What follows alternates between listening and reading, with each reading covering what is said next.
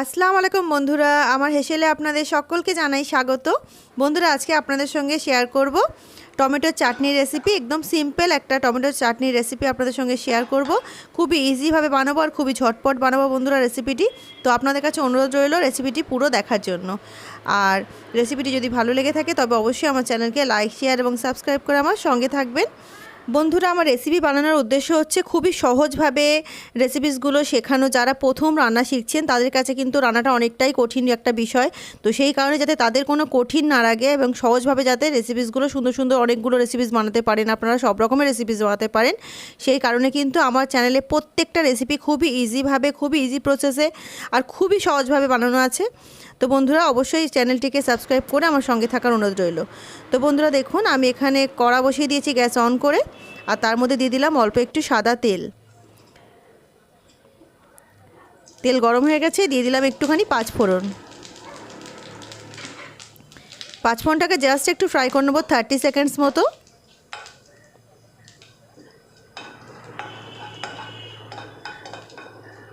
আর medium ফ্লেমেই করবেন বন্ধুরা, যেন পাঁচফোড়নগুলো পুড়ে না যায়। দিয়ে দিচ্ছি টমেটো। আর বন্ধুরা, টমেটোগুলো আমি ভালো করে গ্রেট করে নিয়েছিলাম। তো গ্রেট করতে করতে খোলাগুলো, টমেটো সব খোসাগুলো ফেলে দিয়েছি আমি। তো এরকমভাবে করলে কিন্তু টমেটো চাটনিটা ভীষণ ভালো হয়। একেবারে মিক্সিতে পেস্ট বানাতে যাবেন না, তাদের কিন্তু চাটনির টেস্ট একেবারে ভালো হবে না।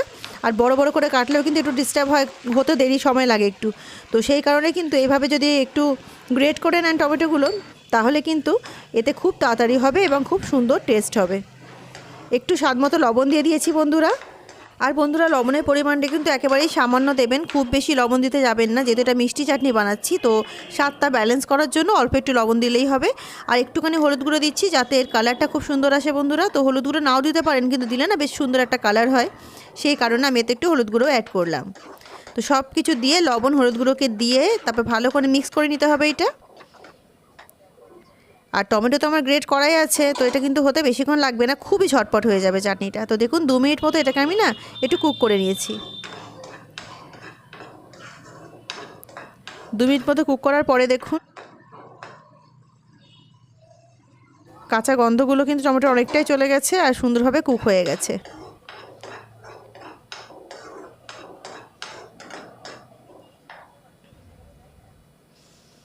তো এইভাবে যখন 2-3 মিনিট মতো কুক হয়ে যাবে তখন দিয়ে দিচ্ছি চিনি।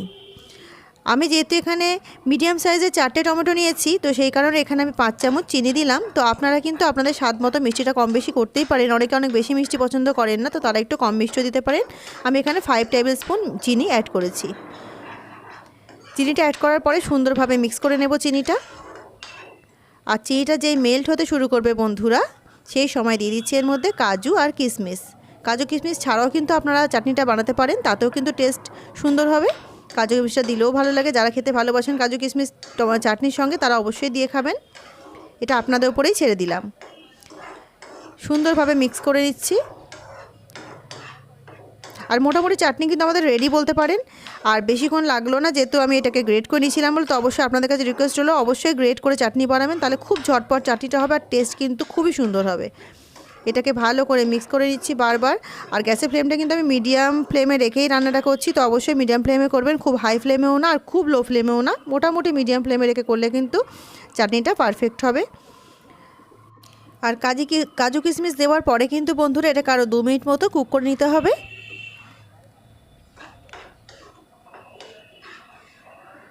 তো দেখুন কাছ থেকে দেখাচ্ছি চাটনিটা কত সুন্দর হয়েছে আর কতটা সহজভাবে বানালাম, যে কেউ কিন্তু চোখ বন্ধ করে চাটনিটা বানাতে পারবে, এতটাই সহজভাবে বানালাম। তো রেসিপিটি কেমন লাগলো বন্ধুরা অবশ্যই আমাকে কমেন্ট করে জানাবেন। রেসিপিটি যদি আপনাদের ভালো লেগে থাকে অবশ্যই আমার চ্যানেলকে লাইক, শেয়ার এবং সাবস্ক্রাইব করে আমার সঙ্গে থাকবেন। আর সুন্দর সুন্দর রেসিপি পেতে আমার চ্যানেলকে অবশ্যই সাবস্ক্রাইব করে রাখবেন, এটা কিন্তু বারবার আপনাদের কাছে আমি রিকোয়েস্ট করছি।